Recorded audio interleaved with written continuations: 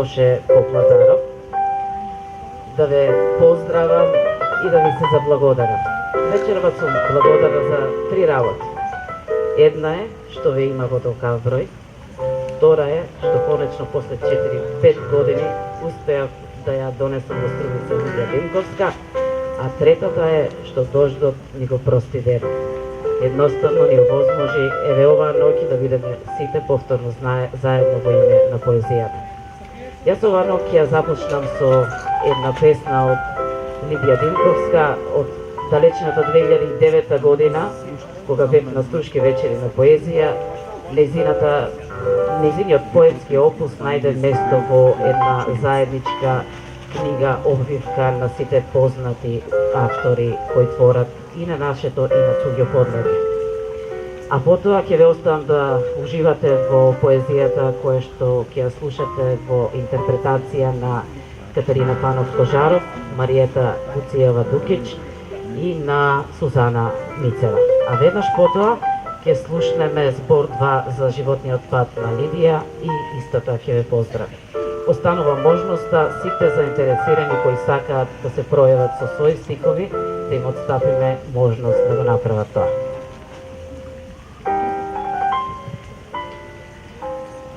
Помнење. Помнењето ми е војничка конзерва паштета со неограничен рок на траење. Се враќам на места кај што сум стапнала со само еден јазик во устата и на домородците им матам жолчка за добар глас. Во снегот од белки Исус лежи распнат како да се шегува, за француски бакнеш се потребни 2 јазика. Сега, кога имам неколку, не сум повеќе жена, туку ламја. Ни јас, како Свети Ѓорги, никогаш не научив да пружам вештачко дишење. Носот ми е затнат со години и сама дишам низ туги ноздри. Светот плаќа. Аха, не ти е чиста работата. Не ти е чиста работата, викаат зад мене паднатите ангелчиња што собираат стара хартија и пластика. Најмногу ги сакам кога во ходникот ги изнесуваат своите креветчиња да се проветрат од ДНК. Тогаш за нив се спружуваме со секој од едната страна и во точно замислена љубовна преградка ни се подкршуваат сите порцелански зади. Непцата ни се претвараат во ококорени очи, пред нив јазиците во темнината си ставаат сопки, ржат, цимулат и јачат, а нам не ни е страв, ни жал. Помнењето ми е црна кутија од паднат воен авион со неограничен рок на трајност. Се враќам на места кај што сум стапнала со една крв под кожата. На домородците им се прецртувам плодните денови во календарчето за иментени и домашни слави. Домашните животни копнеат по дивите под питоми. Како еврејски пар во денови на пост и месечни циклуси, така јас и Бог со години спиеме во раздвоени кревети. Како е да се биде дете на родители загинати во војна? Да се биде дете на разведени родители? Или дете од Африка на џамбо плакат? Да се живее во завод за хендикепирани лица? Да се има клуч од социјален стан? Да се добива помош во брашно, масло, памук и стапчине за уши? Да се има жиро сметка за трансплантација на коскена срж? Да се живее во СОС село со голема мајка на 9 деца и тетка што доаѓа еднаш неделно да пегла алишта и да игра карти? Да се спие во картонска кутија пред парламентот или во метро на Метропола што гости собир на високи државници? Да се биде кукла во народна носија наместо сообрекаец на раскрсница? Децата да посвојуваат родители, а не обратно? Да се пие на екс крвта за да не оксидира? Да се биде тироидна жлезда на семејната политика? Да ти течат лиги од некои луѓе, а од некој пак да ти стои грудка во грлото?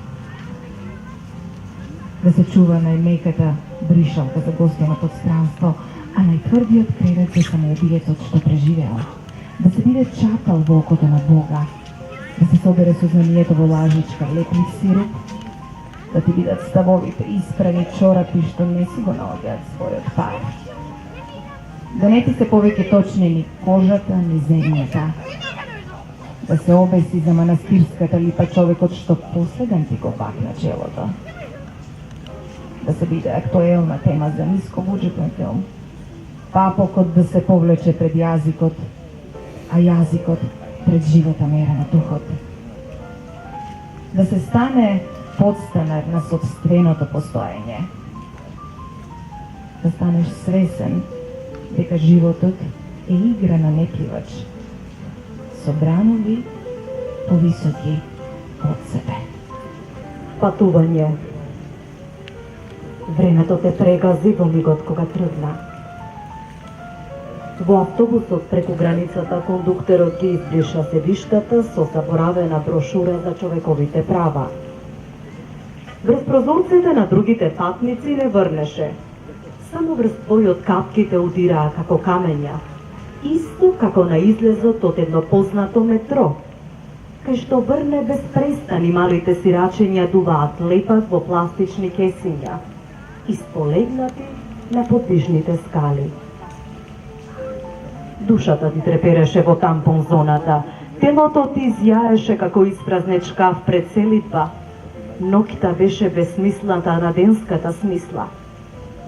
Со прекини сонуваше нераскинат сон, како 19-тиот век патува наоколу Брадосан. Божен пијан губитник, како 20-тиот век се стрижи и бричи во градска берберница, а 21-виот безглаво трча помеѓу нив. Во првиот град те пречека клубот Политковскаја, во вториот ирскиот паб Джойс, во третиот бели куки со завеси од тантели со некролог. Денес ке го погребаме доктор Роберто. Од балконите на пеколот висеше долна бела облека. На балконите во рајот пак оддавна снема јажење и штипки за сушење испрани мозоци. Бабичките во кушињата на квартот не пружаа повеќе ни рака. На масата во сопчето на твојот сонародник 2 тома од Капиталот и клуч за тоалетот. Од лустерот се лишеше слободна јамка.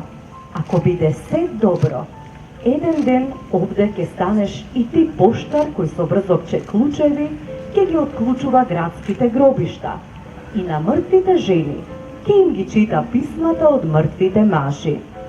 И тогаш ќе те пресретнат малските момчиња во долги црни капути и потоа никој повеќе нема да се сеќава на тебе. Ни дека си бил тука, ни дека си се родил некаде. Поемата на почетокот. Се исплаши Бродски. Се исплаши да не го погоди некоја бомба, лубеница или урочливо око на струшка мома. А тогаш се уште немавме електронска пошта за да ме праша уште во предмет има ли војна во Македонија. И не дојде. А тие 4 дена велат го варосувале универзитетот во Мичиген, дома пак жената што чисти по санката севда истурила варакина во дневната и засмрдело се. Ги отворил Бродски прозорците и излегол во ноќта, а немал каде да оди, се дури не се проветри станот, се дури не му го варосаат кабинетот за литература. 4 дена лутал Бродски низ Мичиген, одел од црква в црква, а кога бил тажен, велат, влегувал само во православна. И наеднаш налетел на македонското црквиче што дедо Илија го подигнал за спомен на мајка си Петкана од Струга. Токму тогаш се служела вечерна, а двајца чтеци пееле на македонски Богородице Дево, радуј се, благодатна Марие. Слуша од Бродски, а дланките му се потеле од панталоните, на секое прекрстување се застркнувал како да пливал во водите од книга Битие. Мајка Божја видела како му се расплакала бебијаката на кошулата, потем Една баба му пришла со варена пченица и му рекла: "Земи, синко."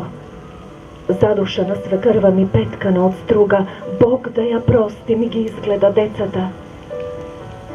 Бродски тогаш бркнал во задниот джеп и го извадил писмото за златниот венец на поезијата 91. Но бабата само го нудела: Касни си, синко, од пченицава, многу си блед, немој некоја болест да фатиш, да завенци чувај Боже, рано ти е." Првим на нас старите ни е редот. Јадел Бродски, плачел, сркал и се засркнувал, а во понеделникот, кога го отвориле универзитетот на студентите по литература, ваква тема за есе им дал: колку одсто човек живее кога живее, а колку одсто умира кога умира. И цели 2 часа ја читал и препрочитувал поемата на крајот од Марина Цветаева. Исусолози, алахолози, Цариград нема современици. Овде се е професионално. Тоалетната хартија, машината за перење, лифтот, микрофонот, телесната маса.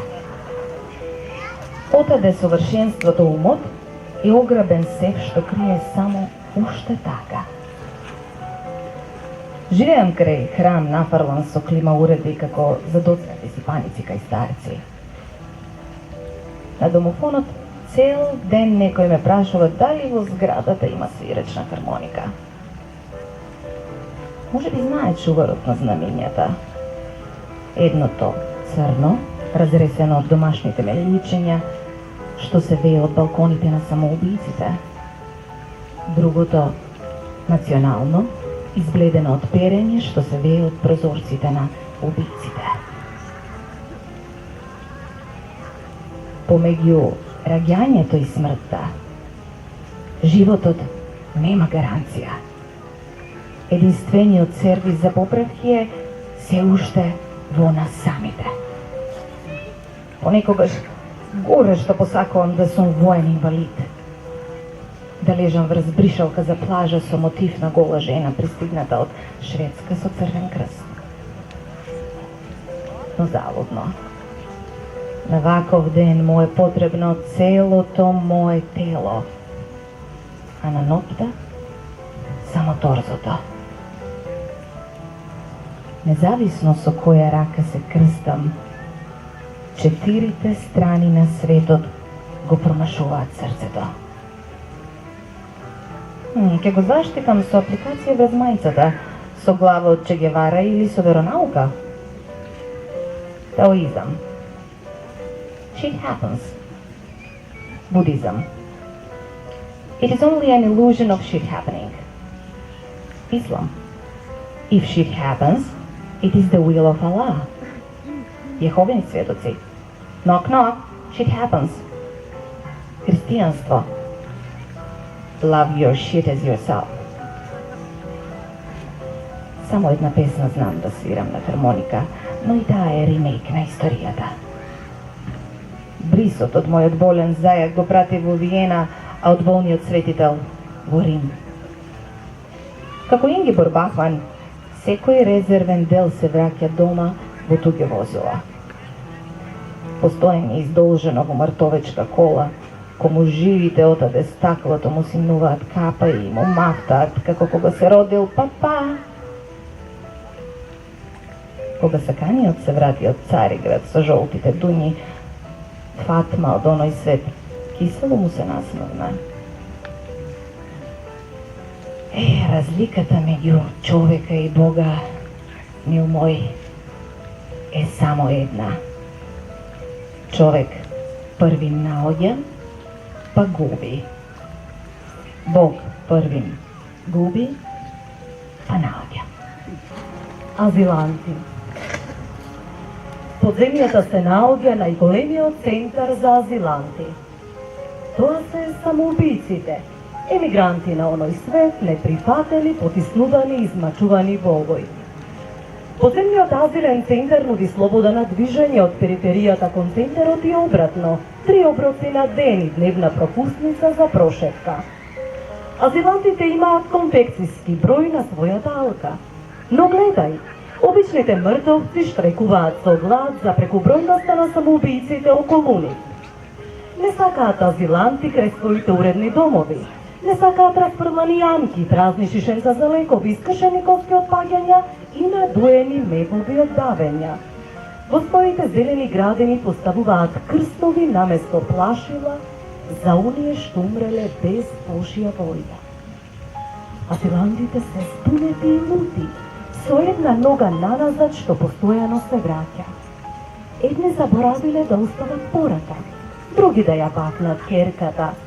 Едни оставиле костом во пералница, други не составиле тестамент. Некои не откажале патување, а некои не закажале смрт. И сега се тука. Со преведувачи во ходникот и со папки во рацете чекаат да ги приме службеникот за азил. Националност, пол, вера. Многумина имаат татко, но не и татковина. Едни се алергични на ораница, а не можејќи да ја бакнат својата земја, морале да заминат под неа. Некои биле цел живот бегалци пред себе, на кои никој не им платил лек против старење. Некои ја прокоцкале и несреќата, не само среќата. Други со години не воделе љубов со љубовта на нивниот живот. Некои ги убиле нивните ближни или со нож, туку со игла или пинцета. Меѓу нив има луѓе што се живи, дури откако се мртви. Полн е азилниот центар, ограден со боцлива жица од светот на обичните мртовци. Пристигна вчера. Добив 2 пропусници. Дење ќе престојувам во дневниот центар за азиланти, а ноќе во домот на обичните мртовци. Не знам од каде, нема да се вратам. Срцето на Шопен. Срцето на Шопен во Варшава, зазидано во внатрешниот столб на црквата, не може дури и да сака да пропушти барем една миса. Присуствува на исповеди на прелюбници и на несрекници, брои подписи на петиции против абортус и истополови бракови, се грчи од национални символи, на минатото се сеќава како да било вчера. Пред него туристите се фотографираат селфи. Се тресе од студ, од страв, од соннеж, од верба, се влюбува, се одљубува. На музичките вечери во негова чест, или се превртува во своето легло, или блажено воздивнува. Се лула во сон, под звуците на оргулите и паѓа во несоница пред историските пресврти. Во вечната криенка со Бога, те Бог не може да го најде него, те тоа Бог. Пред крајот на секоја миса свештеникот вели: одете во мир. А верниците брзајки кон портите пеат: му благодариме на Бога. Тогаш из срцето на Шопен сака надвор по секоја цена, низ излезот во случај на нужда или низ пукнатинката на сводок, но зид ни со глава не се турка, а не пак со срце. И заробено во столбот на црквата од немост брефта, испрекинато чука и страх ми е. Ке издржи ли до крај? Или заробено помеѓу свештеникот и верниците, пред сите ќе доживее удар. Сума сумарум. 9 месеци му се потребни на зародокот за да се развие во човечко битие. Јужда детство, младост и старост за да остане. А дали од него ќе излезе човек, никој не знае. Цел живот може да му биде малку за да стане личност. А само миг му е потребен на телото за да се претвори во леш. Живееш за себе, а умираш за другите, за да не можат тие да живеат без тебе. Злото и кога се проштева со добро, се памети како зло. А доброто никогаш не се памети по добро, претворено во зло. Лицето можеш да го измиеш и 100 пати, но образот никогаш. Миејќи го лицето си ги водени штракавите, а триејќи го образот, свеста. За лицето ти се потребни сапун и вода, за образот совест на крвта. И сега, кој ќе ликува повеќе? Оној никој и ништо што станал нешто, или нештото во кое се претворил тој никој и ништо? Преписка со светот. Во 3 фиолки е собрана мојата преписка со светот. Во првата празни коверти и поштенски марки со изминат рок. До светот, кому никогаш не му пишав. Во втората мали коверти адресирани до себе си со залепени марки од светот кој ми пиша на моја сметка.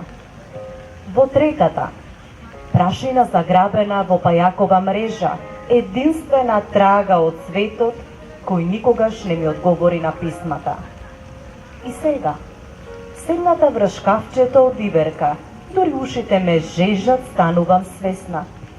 Па сигурно и јас сум нечија совест, нечија прва или последна љубов. Сигурно и мене некој ме спомнува и како што се другите во мојот сон. И јас сум во нечии молитва, цост или клетва. Преку мојот живот се поврзаа многу смрти. Бев старо дете со брчки и се ми беше јасно, а ништо не разбирав. А сега, кога самата станав писмо, не анфасот, туку профилот е суштина, сепство, судбина, убо, око, ноздра, дланка, пета, бубрек, белдрок, дојка, комора. Нема диалог меѓу двојките, двојниците. 21. век ги оттуги меѓу себе. Поединици, поединки, понивно е и кога светот е еден и единствен. Нема таква пошта кај што може да се испратат писма што нема да се вратат. Секоја преписка е аутопсија на мислата. Свето, ти кому му пишав? Ми пиша или пак и сам знаеше. Јас никогаш и не сакав да стигнам далеко, туку близко. Најблизо што е можно до најдалечното. Собираш со децата сликички, школки, поштенски марки и разгледници. Ги редите посветено во фиоки и кутии, смешкајки се, дури жена ти ви дофрлува, само ѓубре правите. А не знаеш дека од ненадеж ќе дојде ден, или поскоро ноќта на тој ден, кога газ преку глава ќе се те теравиш по гаки по помошните скали од влажно железо, тресејки се во спротивна насока од домот, со раце празни како ископан гроб и тупаници црни од ударите во пламенот.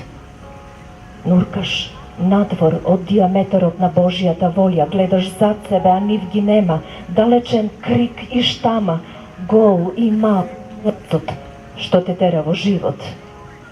А сам го туркаш во спротивната насока, само да умреш сакаш, да издивнеш под кебето зад грмушката. Тие се мртви. Се влечкаш до контейнерот кај што вчера ги фрли последните отпадоци. Без прсти пребираш во рејата. Еве го зеленото кесе со лушпи од портокали, со обвивки од чоколадцата што ги купи враќајки се од работа, со крајчето од последната салама и смачканите кутийки сокчиња што ги испија децата пред да си легна. Се што ти остана од вас, од твојот живот во кој си сега сам, ги душкаш, ги бакнуваш и секоја лушпа ја составуваш во целост. Трошките од чоколадцата ги собираш во златца, крајчето од саламата те замелушува со една позната домашност. Врз сламките од сокчињата е последната плунка на твоите деца. Ова зелено кепце со падоци е се што е твое сега. Треба да се почне од почеток, ти велат. А ти би знаел како да почнеш од средина, како да го смениш старото, како да е подобро, поубаво, посакано. А кога мртвите не се веќе живи, никој не знае како да почне ни од крај, ни од почеток. Знаеш, добро знаеш како животот се претвора во отпадок, но не знаеш како овие отпадоци да ги претвориш во живот.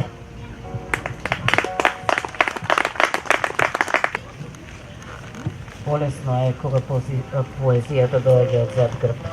Тогаш дотира до сите сетива. Ще еден аплауз за нашите Сузана, Мариета и Катерина.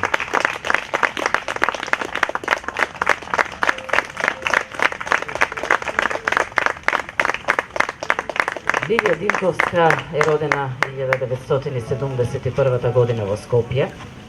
Дипломирала на катедрата за општа и компаративна книжевност на Филолошкиот факултет во Скопје. На Универзитетот во Букурешт, Романија, докторирала од областа на романската литература и предавала македонски јазик и литература.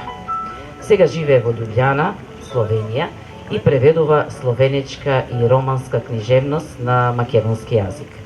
Ги објавила следниве поетски книги: Рожби од исток, Огнот на буквите, Изгризани ногти, Нобел против Нобел, Идеална тежина, Пеха неутрална за животот и смртта и Црно на бело.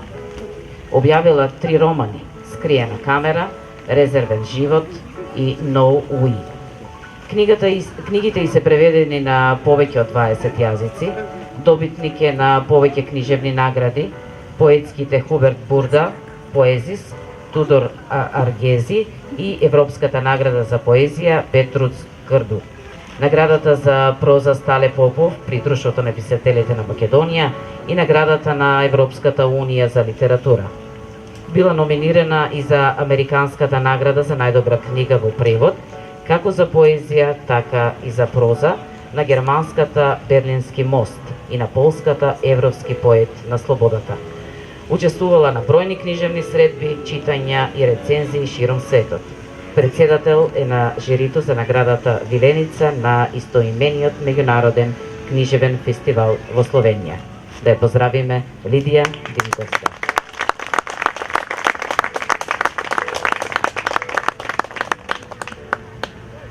Добро вечер.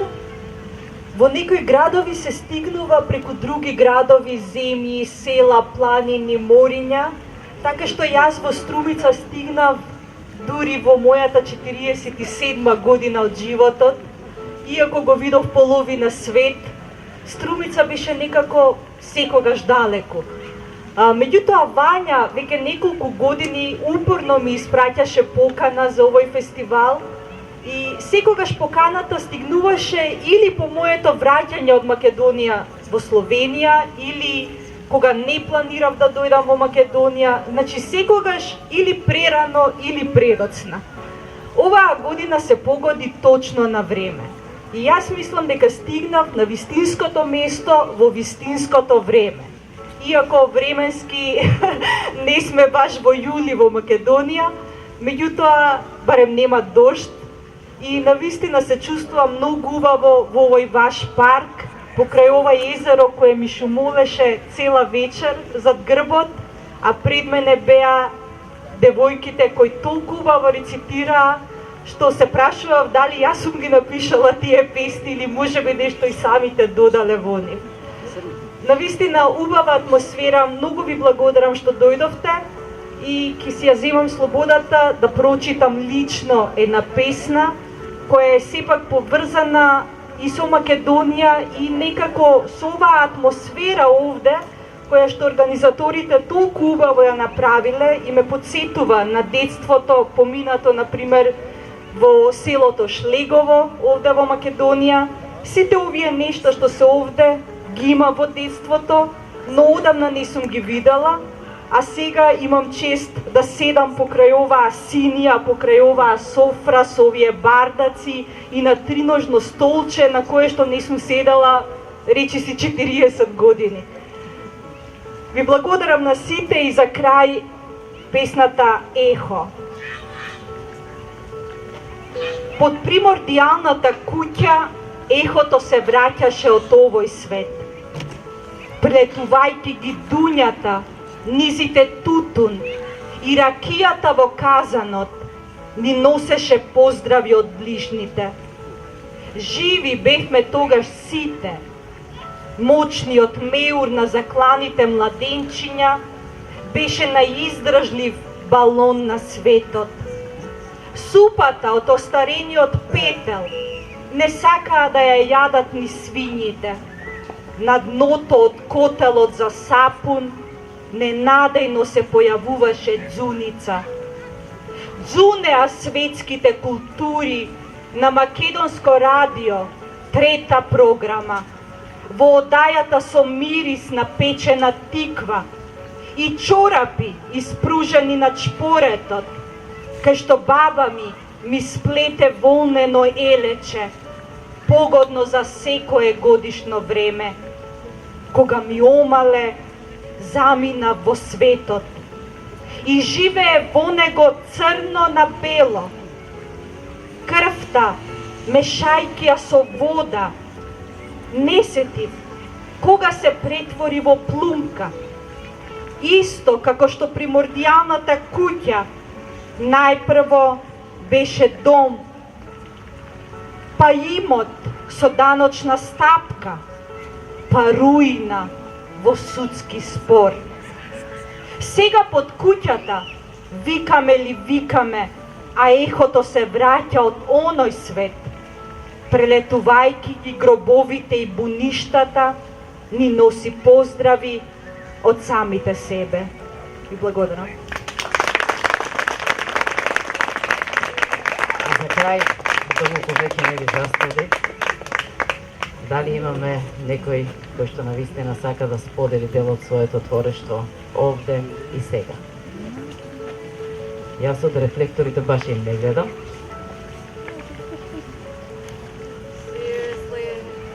Ајде, повели.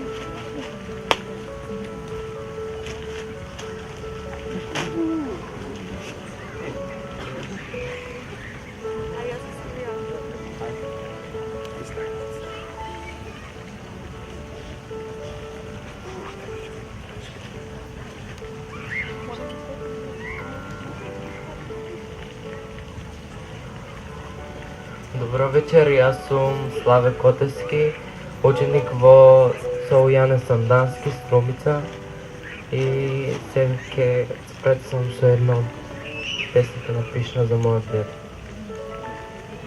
Така, се родив, ме гледаш, подпораснав и повторно ме гледаш. И токму тој момент, кога ми беше најпотребен, ти замина. Не разбирав што се случува со тебе. Не ми кажуваа. Одеа облечени во црна облека и песни не се слушеа. Храната им се претвараше во камен, а водата ја снемуваше. Не разбира. Подпораснав, дедо, и се ми стана јасно. Почнав да ги разбирам сите околу себе за болката и раната која им се отвараше и се уште им се отвара кога ќе се спомне твоето име.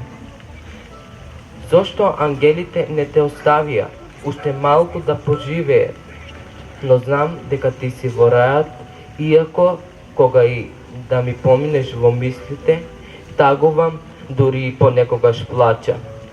Љубовта која имам кон тебе не се споредува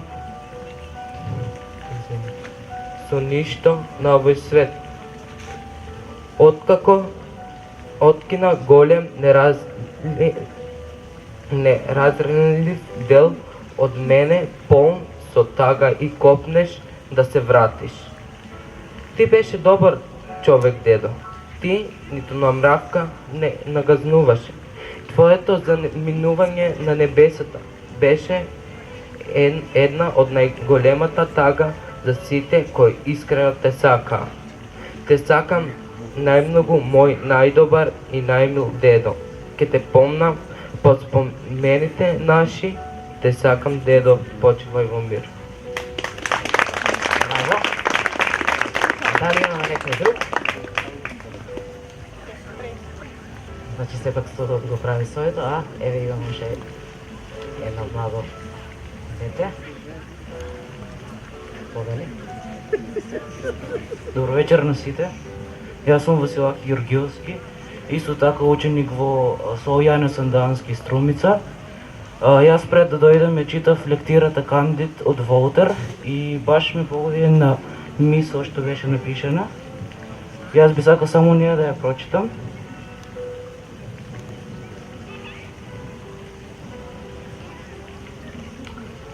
Секаде послабите се згрозуваат од помокините, пред кои ползат, а мокините постапуваат со нив како со стада чија волна и месо се продаваат. Ви благодарам. Браво. Ова личи на убав завршеток, доколку немаме уште некој млад талент вака да сподели од своето творештво обесонат. Останува за крај да ви заблагодарам што бевте вака издржливи до крај, што успеавме еве денешниот ден да го поминеме, иако летен, сепак во есенски амбиент. Ви благодарам, се гледаме до година.